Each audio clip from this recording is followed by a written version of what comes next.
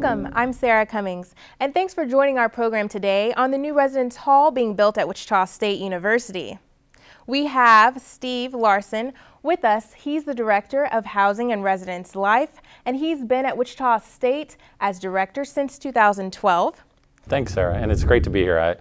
Nothing like a great opportunity to talk about the new residence hall and what we're doing in housing and res life. It's been great to be here and to be a part of this since I started here last June, and to see the vision kind of that President Bardot's put forward with this new residence hall and a lot of the changes that we're seeing on campus. And so, when I came here, I didn't realize that was going to happen. And so now it's been great to be a part of this and to see us kind of create this new vision, this new culture on campus with this new residence hall. So, we're really excited. You've done a project like this before at another university, but this process is a little different. Tell us how the project is moving, how fast. Yeah, the project is moving really fast. I think originally we had decided that we're going to try to move between 14 and 15 months. So if you think about it from a perspective that, right now, it just went from a parking lot to a bunch of dirt. And so now we're, they're breaking up, they're doing their testing and everything else. And in 14 to 15 months, we're going to have a 784 bed facility that's going to be amazing. It's going to be 4 floors and lots of different designs, which I'm sure we'll get into. But it's amazing. But typically with a project like this, you would spend, you'd spend probably 2 years kind of developing and building. And in this short time frame, to do all of this in 14 to 15 months it's ambitious. And so, plus the other thing that we're doing is that we're going to close Wheat Shocker and we're going to close Brennan Hall down when the new hall opens. Why is our university maybe not a residential community? What makes a university a residential community?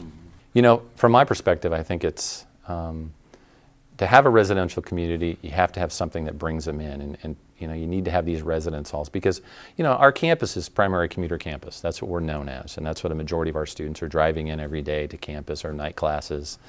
We only have about 1,100 students that live on campus. So if, when you talk about a campus that's 14,000 or 15,000 and 1,100 live on campus, it's only about 8% of our total student population, and it's not where we want to be. To be a residential institution, you're looking at typically to have about 20% of your students living on campus minimally, and it's something we want to build. It's something we want to grow. I think it creates a different type of culture when you do that on campus. When you have that residential community, it changes how people feel about the institution. It changes this feeling of, wow, I really belong here.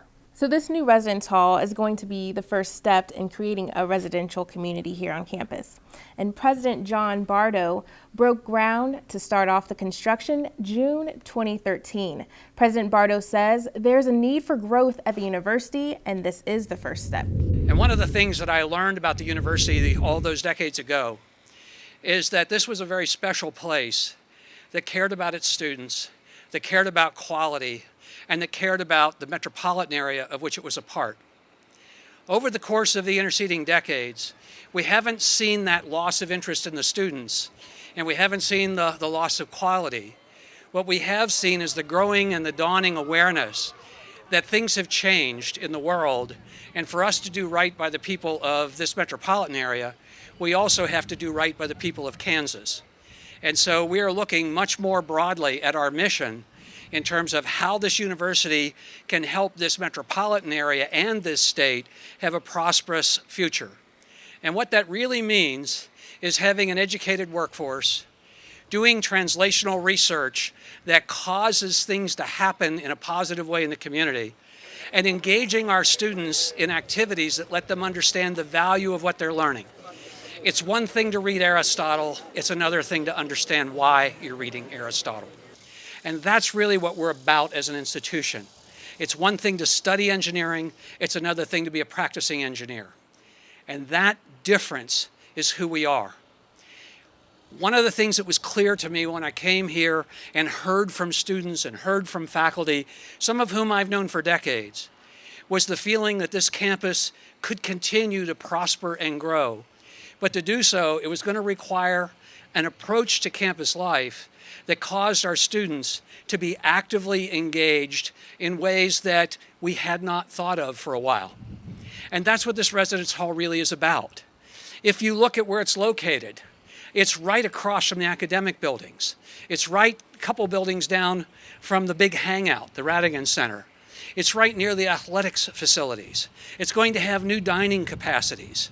It's about centering this campus on students, both physically and socially, because we've already been doing it academically and organizationally. Now it's time to take it that next step. In addition, our strategic plan calls for continuing growth to support education of the citizens of this state and the workforce of this state. What better way to do it than to draw people in to a wonderful living, learning environment that allows them to be quickly integrated into the campus and to have that full campus experience. When President Bardo came to campus, the new residence hall was one of his first initiatives. So could you tell me a little bit about that planning process? And I will say it's a culmination of a lot of people put in a lot of energy, but one of the things we did is we wanted to see what other institutions were doing. So we had an opportunity to look at some residence halls. We had narrowed down to 3 companies that we wanted to be our kind of architects and planners for this residence hall.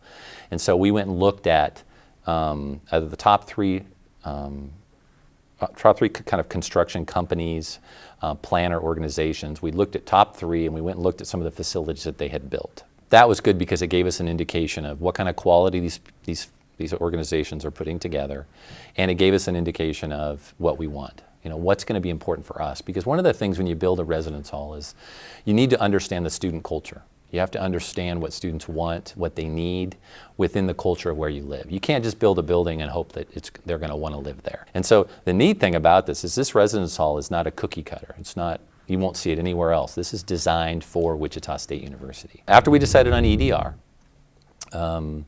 and we looked at some other places across campus, I mean not across campus, but across the country, we decided, okay, this is where we want to, this is what we need to do.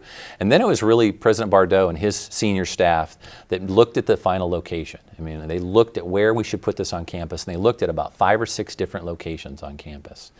And there were a lot of issues with several locations. I mean, there were actually water issues, and there was other areas with how buildings would be designed, and some city issues with coordinating things. So, you know, it was tough because there's a lot of good locations for us to put it. But I think this location it was one of the prime locations that we could build this building and do it in 14 to 15 months and not have city issues and sewer issues and plumbing issues, and know that we could build this building and do it. Some people have expressed concerns about the location of the new hall, but Jim Freed, the Director of Facilities and Events Planning, tells us why that site was picked. There was a comprehensive analysis done during the master planning process with the same team of Sasaki, GLMV, and PEC consultants that were doing the master plan that studied the campus for the best locations for future housing. And they identified 5 different sites around campus, all with the intent of bringing housing closer into the core of campus so we can get students on campus and engaged in campus life. Why ultimately the site here between Cessna and Morrison Hall was selected is because it was felt that it would be closest to the core facilities of Radigan Student Center, the academic heart of the campus, Heskett Recreation Complex, etc. That parking lot was very conducive for a site in that all of the electric, gas, cable, technology wiring support and servers that are in Jabara. All these utilities and infrastructure were very close and around the site, but the site didn't have a lot of existing utilities underneath it. So one of the primary drivers, believe it or not though, of this site over that other site was just availability of sanitary sewer. There's a main sanitary sewer line that runs up the center of campus from south to north, basically along the east side of Radigan Student Center and up along the east side of the chapel, where a majority of the residence hall and dining facility will be connected for the sanitary sewer. The new residence hall has 784 beds, 300,000 square feet. The new dining facility is 23,000 square feet and will hold 400 persons at one time in there. We did lose about 780 spaces with parking lot 4.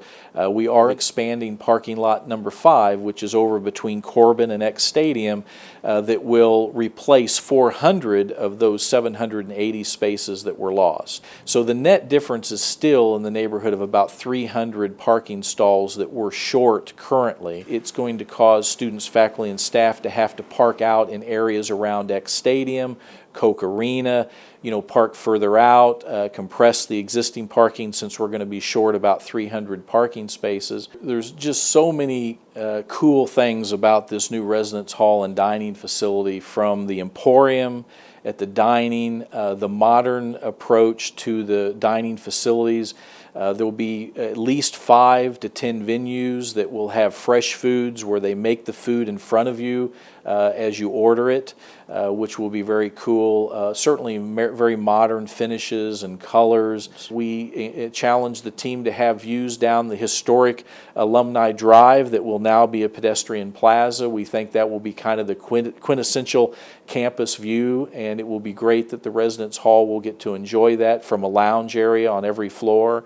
But we looked strategically at how the number of lounge areas, where students could socialize, so they could have smaller groups to larger groups in the main lounge, and all of that went into the planning of this facility. But in the residence hall, from the lounge to the courtyard to just the types of varieties of rooms that will be offered with students should be just very exciting, and put that all in the heart of campus, where students will have access to all these other amenities.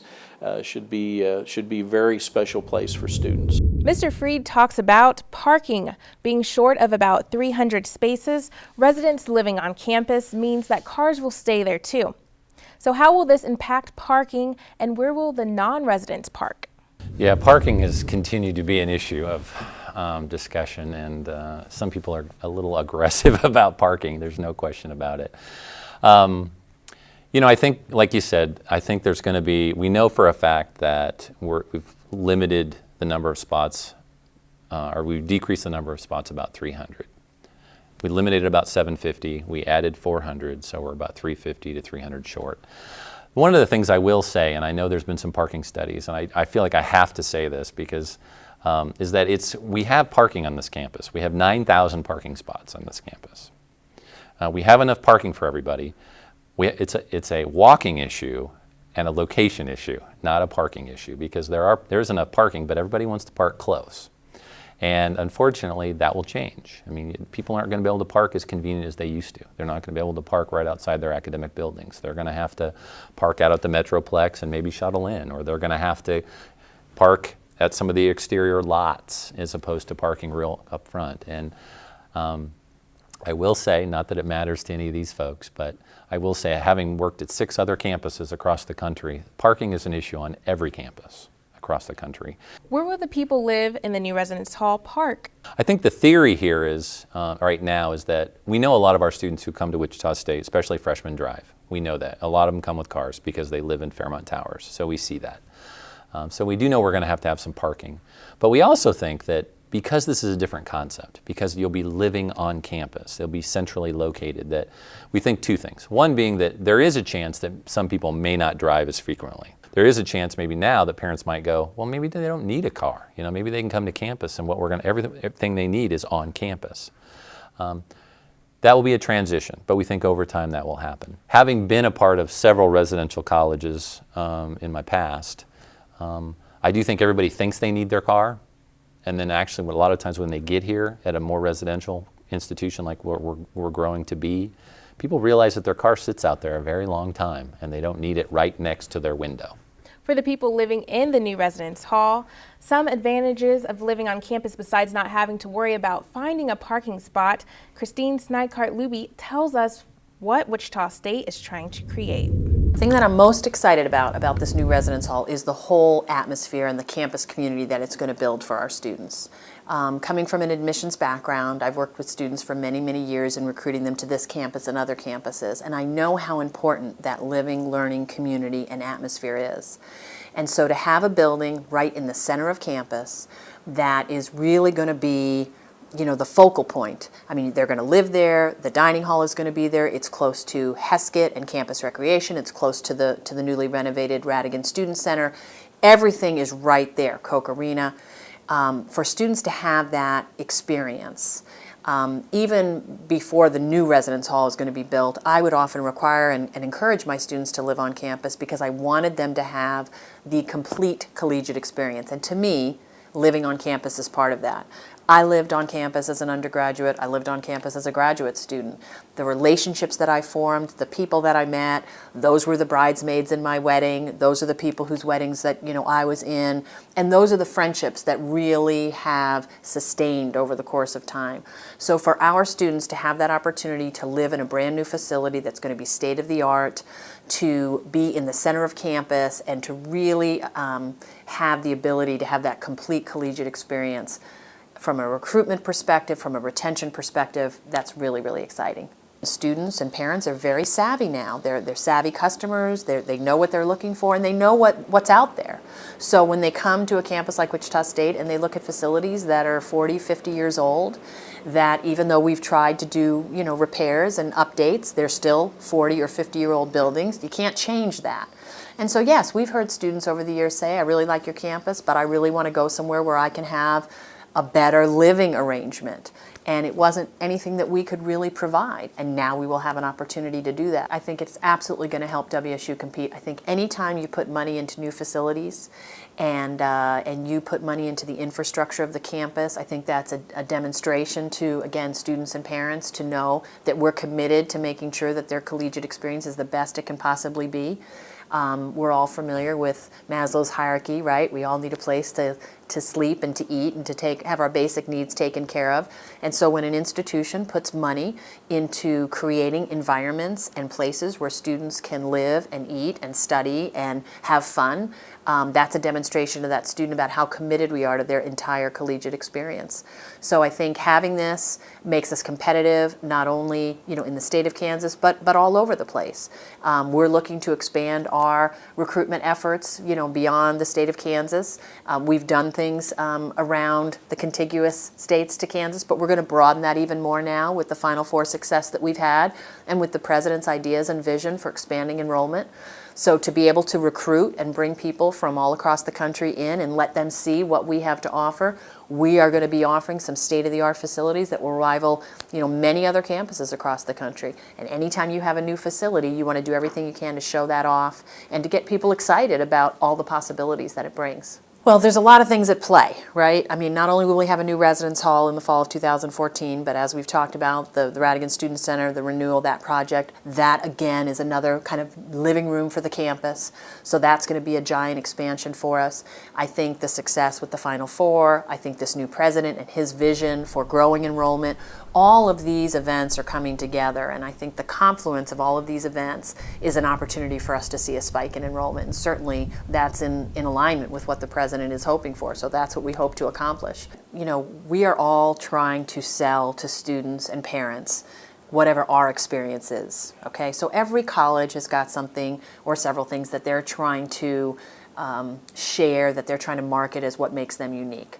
So this is an opportunity now for us to bring students and parents and showcase for them and demonstrate to them our interest and our passion for providing the best possible experience for their student. So if I'm a parent and I'm looking at all my options and now I come to Wichita State and I look at this brand new housing facility right in the center of campus, I look at its proximity to other things, I look at the opportunities that we're going to have for the students who live there in these living learning communities to work with other students like themselves in academic disciplines like themselves, and I think, okay, that gives us a competitive edge. That's another box to check, that's something different that I'm going to get at Wichita State, and we're really excited about being able to offer that to all of our prospective students. There's a lot of planning and obstacles to get over, but once the new residence hall is built, what kind of amenities will students see and be able to use? There are going to be a lot of different styles of rooms. There's going to be a lot more privacy rooms, 2-room doubles, as opposed to your traditional, you walk into a room and there's 2 beds. The other cool thing is going to be, if we're going to have great internet, we're going to have our furniture's going to be nice. There's going to be a nice lounge.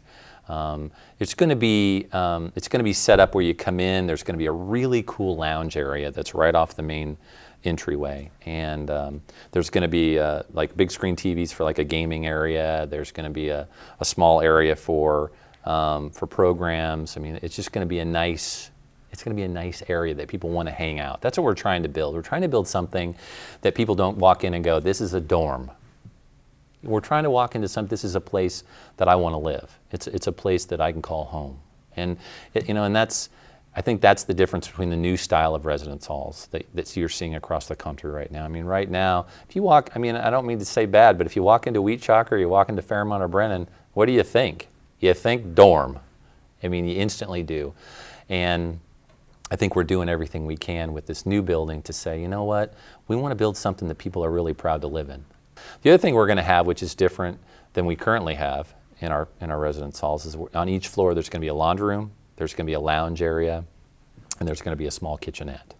So students are going to have an opportunity to walk down the hall. They can do laundry, and it's going to be a cool room because it's kind of an area of destination. So you can do laundry, you can get online, you can watch TV, you can cook something, you can kind of hang out. It's a social area.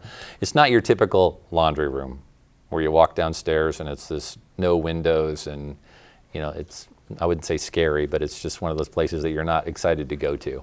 Another advantage will be the dining hall and the coffee shop. How late will they stay open, and who will they provide their service to? The new dining facility is going to be a 400-seat dining facility. It is going to be amazing. There's going to be like 4 different locations that people can go and get different things in different locations. There's going to be a fireplace. We're going to have a stage in there so people can do performances. It's really going to be a place that I think people are going to be surprised. And these are all preliminary right now, but we're talking about having dining hall hours. For instance, like right now, we would typically have dinner from 4:30 to 7. That would be a typical dining hall type dinner hour. Right now, we're looking at doing something from 4:30 to 11 for dinner. I mean, opening up the opportunity, because we know students don't typically eat dinner at dinner time, and we want to have that flexibility for them. Having the coffee house open, maybe until 2 a.m., where it opens at 6 in the morning and stays open until 2 a.m., where students, faculty, staff, visitors, anybody, any local community, faculty, staff, anybody can come in and join the dining hall or be a part of the coffee shop. But when you see it, it'll be a place you want to eat, and the food quality will be good, and the price is always, going to be good. Tell us about the exterior of the new residence halls, maybe how many floors it will have, and what will the floor plans look like? Well, we're going to have 4 floors, and each floor, they're going to be separated by wings. In each wing, there's going to be a walkway to walk to each wing. Each wing will have, I think we're talking roughly about 40 students in each wing. So when you look at it, it's going to be set up where you're going to have a tighter knit community. It's not going to be one huge long corridor, where there's like 100 people. It's going to be smaller groups of people to really build a stronger sense of community. And the floors, there's going to be, there'll be singles. There'll be your kind of traditional double where you walk in and there are 2 beds, and then there's going to be what we call a 2-room single. So you have 2 rooms, single rooms with a living area and a shared bathroom. And then there'll be triples, where there'll be 3 individual single rooms and a shared bath with a small living area. And then we have what we call 4-2-1s, which is 4 singles, 2 shared baths, and a living area. And so there'll be, so basically it's still in a hallway type setting. So you'll walk down the hallway. One of the cool things is we'll have what they call proximity locks. So you'll have your shocker card. You'll use your shocker card to get into the building. You'll walk into your floor, and then from the floor, you use your shocker card. It'll get you into your room, into the living area.